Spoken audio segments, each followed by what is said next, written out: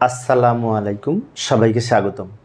ICT বিষয়ের সংখ্যা পদ্ধতি সম্পর্কিত এইচএসসি টেস্ট পরীক্ষা 2025-এ সিলেট ক্যাডেট কলেজে যে প্রশ্নটি এসেছিল, ওই প্রশ্নটির সঠিক সমাধানের জন্য তোমাদের সাথে আছি আমি মোহাম্মদ সিরাজুল ইসলাম। প্রথমে প্রশ্নটা দেখে নিই, প্রশ্ন কি বলা ছিল। এই যে আমি উদ্দীপকটা উপস্থাপন করেছি, উদ্দীপকের দুইটা সংখ্যা ছিল। এই সংখ্যাটা কিন্তু 6 ভিত্তিক সংখ্যা। 6 ভিত্তিক সংখ্যা অনেক শিক্ষার্থীর কাছে নতুন মনে হতে পারে, কিন্তু সহজ। আর এটা 16 ভিত্তিক হেক্সাডেসিমাল সংখ্যা। এই দুটো সংখ্যা দেওয়া আছে, ওইটার ভিত্তিতে আমাদের গ ঘর উত্তর দিতে হবে।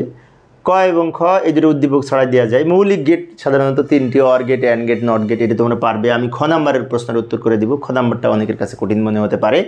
খ নাম্বারে বলেছে একটি বিসিডি কোড। এই যে 1 2 3 4 5 6 7 8 9 10 11 12, মানে এদের 3টা সংখ্যার বিসিডি কোড আছে। বিসিডি কোড 4 বিটের। এটাকে ডেসিমেল করতে হবে। বিসিডি কোডকে দশমিকে রূপান্তর করতে হবে। ভালো করে লক্ষ্য করি, অনেক শিক্ষার্থীর কাছে কঠিন মনে হতে পারে, এটা আনকমন মনে হতে পারে।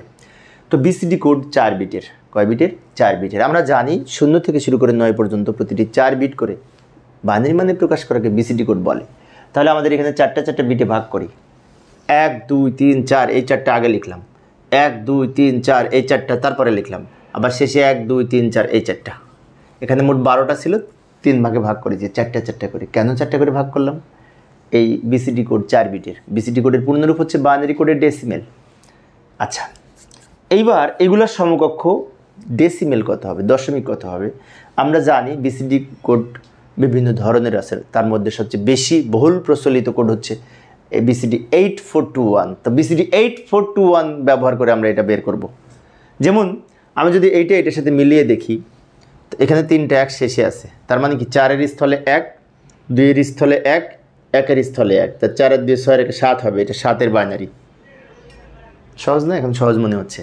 এটা যদি এটার সাথে মিলাই, 1 প্রথমে আছে, 8 যেখানে সেখানে 1 আছে, তাই 8 লিখব। এটা যদি এটার সাথে মিলাই, মাঝখানে 2টা 1, মানে কি মাঝখানে 2টা যোগ করে 6 লিখব। এখন আমরা একসাথে লিখব 7 8 6, 7 8 6 বেশ 10 হবে, কারণ দশমিক সংখ্যা। এই বিসিডি কোড সমতুল্য এই দশমিক সংখ্যা। তো প্রিয় শিক্ষার্থী বন্ধুরা, এরপরে আমরা গ নাম্বারে যাব। গ নাম্বারে বলেছে প্রথম সংখ্যাটি দ্বিতীয় সংখ্যার পদ্ধতিতে প্রকাশ করো। দারুণ প্রশ্ন। বলছে প্রথম সংখ্যাটিকে দ্বিতীয় সংখ্যা পদ্ধতিতে প্রকাশ করো। তার মানে কি এই সংখ্যাটিকে হেক্সাডেসিমেলে প্রকাশ করতে হবে। একটা আনকমন প্রশ্ন, তাই না? 6 ভিত্তিক সংখ্যাকে 16 ভিত্তিক হেক্সাডেসিমেল সংখ্যায় প্রকাশ করা কিভাবে করব, তাই না? আচ্ছা, একটা কাজ করা যায়। এটাকে প্রথমে 6 দিয়ে গুণ করে পাওয়ার লিখে আমরা দশমিকে রূপান্তর করব। তারপর দশমিক যখন পাবো, সেই দশমিককে 16 দিয়ে ভাগ করে হেক্সাডেসিমেল মান পাবো। এখন সহজ মনে হচ্ছে। আচ্ছা, যাই সমাধান করে দিই। ওকে, এই যে প্রথমে আমরা একটা কথা লিখে নিব। আমি সময় সেভ করার জন্য একটু দ্রুত লিখে দিলাম, পড়ে পড়ে শোনাচ্ছি, লক্ষ্য করি। উত্তর ঘ।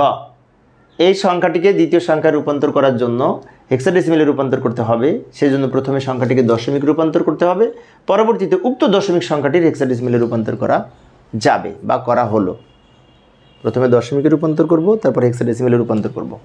আচ্ছা, এটিকে যদি দশমিকে রূপান্তর করি, তাহলে 3কে 6 দিয়ে গুণ করব, প্লাস 7কে 6 দ্বারা গুণ করব, প্লাস 4কে 6 দ্বারা গুণ করব।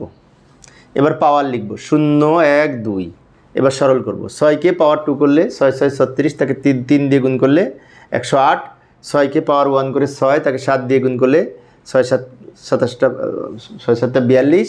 6কে পাওয়ার 0 করে 1, তাকে 4 দিয়ে গুণ করলে 4। পাওয়ার তো আমরা করতে পারি, তাই না? সেই জন্য দ্রুত বললাম, এই সবগুলো যোগ করে 154 পাবো, যেটি দশমিক সংখ্যা। দশমিক সংখ্যা পেলাম। এখন সহজ মনে হচ্ছে? হ্যাঁ, এই সংখ্যাটিকে 6 দিয়ে গুণ করে পাওয়ার লিখে আমরা দশমিক মান পেলাম। আমরা জানি অন্য কোনো সংখ্যা থেকে যদি দশমিকে রূপান্তর করতে হয়, তাহলে জাস্ট বেস দিয়ে গুণ করে পাওয়ার লিখব, তাহলেই হবে। এখন এটাকে তো দশমিক থেকে হেক্সাডেসিমেলে সবাই রূপান্তর করতে পারবে। তারপরেও আমি দেখিয়ে দিচ্ছি। এটাকে 16 দ্বারা ভাগ করব। যাই ভাগ করি। এটা লিখলাম, এখানে দাগ দিব, নিচে দাগ দিব, এখানে লিখব 16। এটাকে 16 দ্বারা ভাগ করে ভাগফল কত আর ভাগশেষ কত, তাই না? এই যে আমি এখানে করে দেখাইলাম। 154কে 16 দ্বারা ভাগ করে ভাগফল যদি 9 হয়, এটা গুণ করে 144 বিয়োগ করে 10 হয়। তার মানে 154কে 16 দ্বারা ভাগ করে ভাগফল পেলাম 9, ভাগশেষ পেয়েছি 10।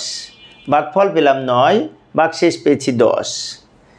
এই 9 আমরা ভাগফল হিসেবে প্রথমে লিখব, আর এই 10 ভাগশেষ হিসেবে শেষে লিখব, তাই না? কিন্তু 10-এর মান a, তাই ব্র্যাকেটে a লিখে রাখব। এবার এই 9কে আবার 16 দ্বারা ভাগ করব, কিন্তু 9 ছোট 16 বড়, 9কে 16 দ্বারা ভাগ করা যায় না। সেই জন্য আমরা এখানে 0 লিখব, ভাগফল হিসেবে যদি 0 লিখি, এই 9 ভাগশেষ হিসেবে শেষে লিখব। এবার নিচ থেকে উপরের দিকে সাজিয়ে লিখলে উত্তর হবে 9 আর a, 9a ব্র্যাকেট দিয়ে 16 লিখব, কারণ এটি হচ্ছে এই হেক্সাডেসিমেল সংখ্যা, তাই 9a লিখে ব্র্যাকেট দিয়ে 16 লিখলাম। এটা হচ্ছে গয়ের উত্তর, তাই না? এবার উদ্দীপকে ফিরে যাব ঘ নাম্বারের জন্য। ঘ নাম্বারে বলেছিল উদ্দীপকে উল্লেখিত সংখ্যা দুটির নাম্বারকে যোগ করো, যোগফল হেক্সাডেসিমেলে প্রকাশ করো। দারুণ প্রশ্ন। বলছে এইটা আর এইটা দুটো যোগ করো, যোগফলকে আবার হেক্সাডেসিমেল করতে বলছে, তো হেক্সাডেসিমেল নিয়েই বেশি এসছে, তাই না? আচ্ছা, তাহলে আমরা একটা কাজ করব, সংখ্যা দুটো যোগ করার জন্য দুইটাকে দশমিকে রূপান্তর করব। এখন এটাকে তো অলরেডি দশমিকে রূপান্তর করেছি, 154 পেয়েছি, এটাকেও দশমিকে রূপান্তর করব। এটাকে দশমিকে রূপান্তর করার জন্য এটাকে 16 দিয়ে গুণ করে পাওয়ার লিখব। এখানে যেমন 6 দিয়ে গুণ করে পাওয়ার লিখেছি, সেম সিস্টেম এটাকে 16 দিয়ে গুণ করে পাওয়ার লিখব। তো যাই 16 দিয়ে গুণ করে পাওয়ার লিখি, এই যে। তবে আমরা একটা কথা লিখে নেব, এখানে 4 মার্কসের প্রশ্ন তো একটু সাজিয়ে লিখব। প্রথম ও দ্বিতীয় সংখ্যার যোগফল হেক্সাডেসিমেলে রূপান্তর করা হলো।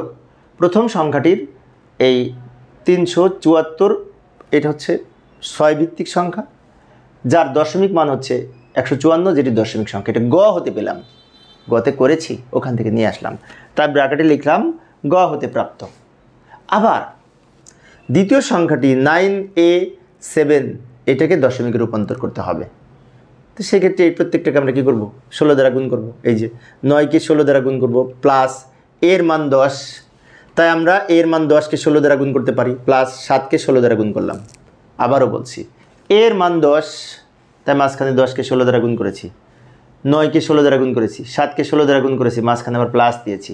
এবার প্রত্যেকটা 16-র উপরে পাওয়ার লিখব, 0, 1, 2। এবার সরল করব। এই যে এখানে আমরা a সমান 10 লিখে রাখতে পারি। 16কে পাওয়ার 2 করে 256 হয়, তাকে 9 দিয়ে গুণ করলে এই সংখ্যাটি হয়। 16কে পাওয়ার 1 করে 16 হয়, তাকে 10 দিয়ে গুণ করলে 160 হয়। 16কে পাওয়ার 1 করে 1 হয়, তাকে 7 দিয়ে গুণ করলে 7 হয়। এবার সব যোগ করে 24, 71, এটা দশমিক সংখ্যা, তাই ভিত্তি হিসেবে 10 লিখেছি। এইভাবে আমরা দশমিকে রূপান্তর করলাম। এখন আমাদের বাকি কাজটুকু কি কাজ? আমাদের প্রথমে বলেছিল প্রশ্নে যে এইটা আর এইটা, এই যে এই সংখ্যাটা প্রশ্নে দেওয়া ছিল আর এই সংখ্যাটা প্রশ্নে দেওয়া ছিল, বুঝে দুটো সংখ্যার যোগফলকে হেক্সাডেসিমেল করতে হবে। এখন আমরা দুইটা সংখ্যা দুই রকম, একটা 16 ভিত্তিক, একটা 10 ভিত্তিক, 6 ভিত্তিক, একটা 16 ভিত্তিক।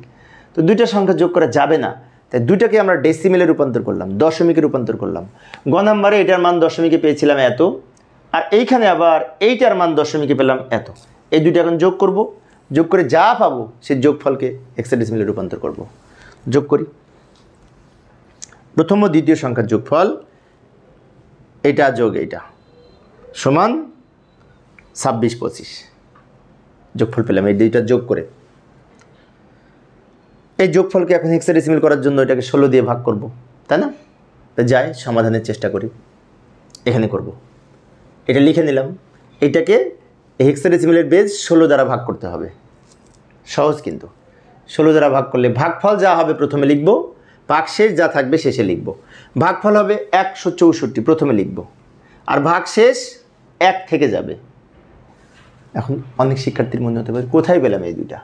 ভাগ করেছি, ভাগ করে ভাগফল পাবো আর ভাগশেষ পাবো। তো ভাগফল যেটা পাবো সেটা প্রথমে লিখব, ভাগশেষ যেটা পাবো শেষে লিখব। আমরা আলাদা জায়গায় ভাগ করে দেখাতে পারি। আচ্ছা, 164কে আবার যদি আমরা 16 দ্বারা ভাগ করি, 10 হয় ভাগফল, 10, আর ভাগশেষ এই 4 থেকে যাবে। ভাগ তো আমরা করতে পারি নিশ্চয়, তাই না? বেসিক জিনিস তো। এবার এই ভাগফল 10কে আবার 16 দ্বারা ভাগ করা যায় না, কারণ 10 ছোট 16 বড়। তখন ভাগফল যদি 0 নিই, এই 10 ভাগশেষ হিসেবে থেকে যায়, 10 শেষে লিখব, কিন্তু 10-এর মান a, তাই ব্র্যাকেট দিয়ে a লিখে রাখব। এবারে ভাগশেষগুলো নিচ থেকে উপরের দিকে যদি সাজিয়ে লিখি, উত্তর হবে a41। এই যে a41 ব্র্যাকেট দিয়ে ভিত্তি হিসেবে 16 লিখব, কারণ হেক্সাডেসিমেলের বেজ হচ্ছে 16। a41 তো প্রিয় শিক্ষার্থী বন্ধুরা, এই ছিল আজকের আলোচনা। যোগফলকে আমরা হেক্সাডেসিমাল করলাম, তাই না? পরের ক্লাসটি দেখার আমন্ত্রণ রইল। খোদা হাফেজ।